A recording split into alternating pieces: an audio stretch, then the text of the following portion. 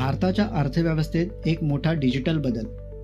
RBIनं आणलेलं अधिकृत डिजिटल चलन ई-रुपी. ई-रुपी म्हणजे UPI, गुगल पे, फोनपे किंवा पेटीएम वॉलेट नव्हे. हे म्हणजे थेट RBI कडून जारी केलेला डिजिटल पैसा, नोटा आणि नाण्यांचं आधुनिक स्वरूप. ई-रुपी वापरण्यासाठी तुम्हाला RBI मान्य बँकांनी दिलेलं CBDC वॉलेट म्हणजेच ई-रुपी वॉलेट आवश्यक आहे.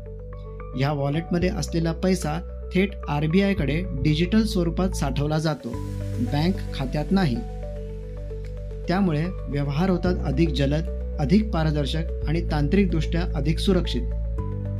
पण काही महत्त्वाचे प्रश्न उभे राहतात, जसे गोपनीयतेवर याचा काय परिणाम होणार, कॅश पूर्णपणे गायब होणार का, आणि आपण रोज करतो त्या व्यवहारात ई-रुपी खरोखरच बदल घडवणार आहे का.